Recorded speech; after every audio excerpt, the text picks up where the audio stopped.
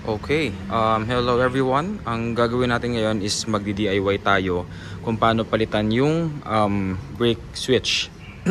The reason kung ba't namin papalitan ngayon is di ba kapag bubuksan natin yung makina or mag-i-on natin yung motor for this scooter, press switch to on, tapos brake, depress the brake lever, and then press nyo tong starter. Kaso lang ito, ayaw. Compared kapag yung kabila ang pipindutin, like this one, press itong brake lever, tapos ito, starter. Yan, gumagana siya. So, clearly, ang initial diagnosis ko dyan is may problema yung sa brake switch.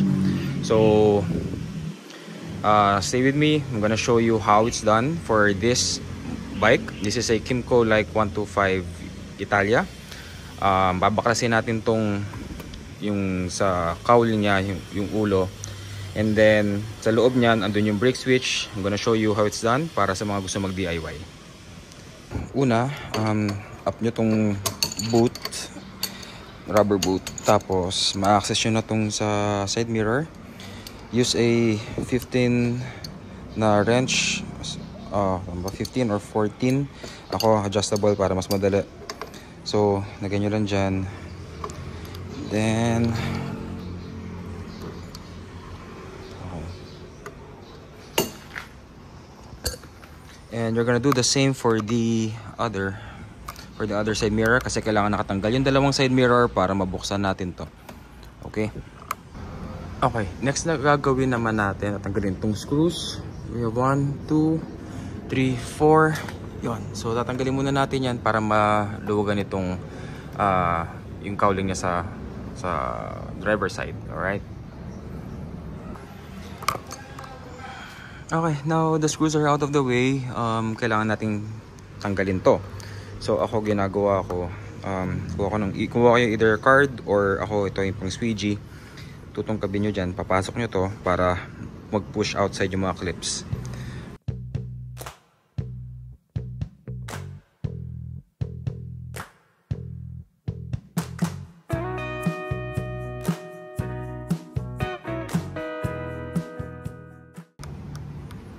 Next, kapag natanggal nyo na to, you need to unscrew this one.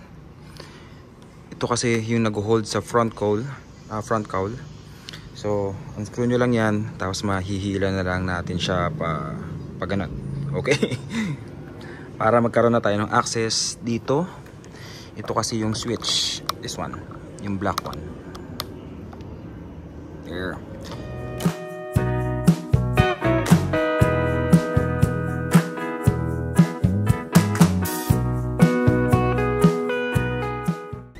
Okay, now we have access to the brake switch. Kailangan lang natin i-unscrew ito, yung nag-hold sa kanya, and then hihilayin lang yung dalawang wires dito. That's a green and yellow wire. That's a black and yellow wire pala. So just unscrew this, pull that out, and then we're gonna replace it with a new switch. So hoping that that's the main reason ba't maayos na natin to.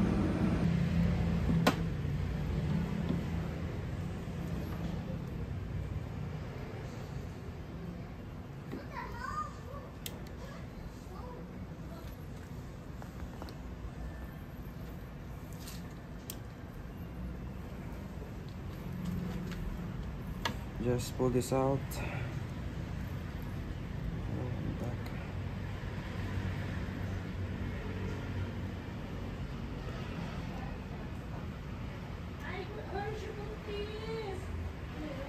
Okay, so now we have this. Ito yung brake switch. Ito yung pinipress ng lever natin. Ito yung tumutunog kung nagbe-brakes tayo. So I'm assuming that this is the faulty one. Kasi kapag nagpe-press din ako ng brake lever, hindi rin umiilaw yung brake lights, yung rear brake lights. So aside from the rear brake lights not lighting up, hindi nga siya nagsa-start.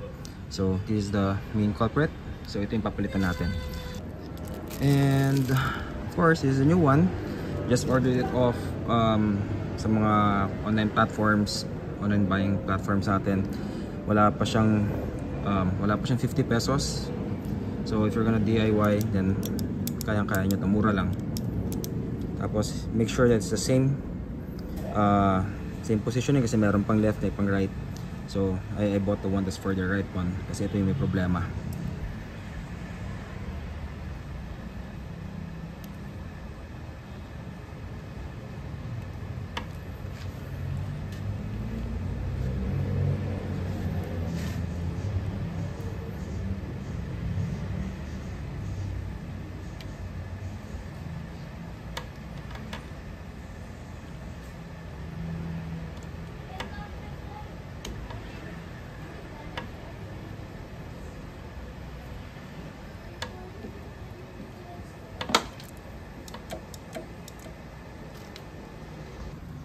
Okay, moment of truth kasi nakabit na natin to, nabalik na rin yung switches, yung wires.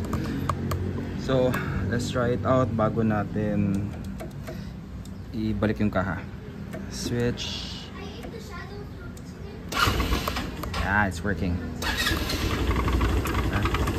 And pag pinapress ko rin yung brake lever, umiilaw na rin siya ulit. There. Okay, so there you go. It's just this. That's the problem. Ito yung faulty. Code niya sa Kymco is 220302. Kung wala kayong makuwang original, there's lots of parts na mabibili sa online selling platform. Again, I bought the replacement for less than 50 pesos.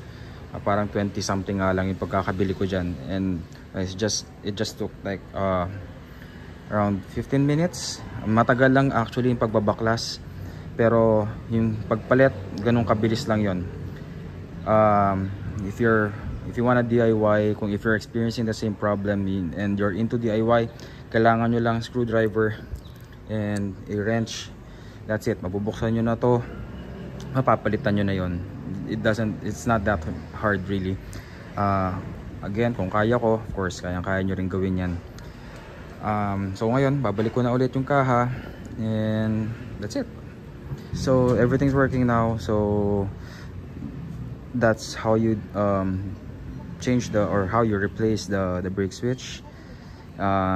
Ulitin ko lang, if you have windshield, take it out first, and then the side mirror, and then take out the 4 screws nitong cowling na to sa may speedo, and then you remove 2 screws dito para mausog nyo tong yung cowling sa harapan, and then from there ma-access nyo na yung screw which holds this.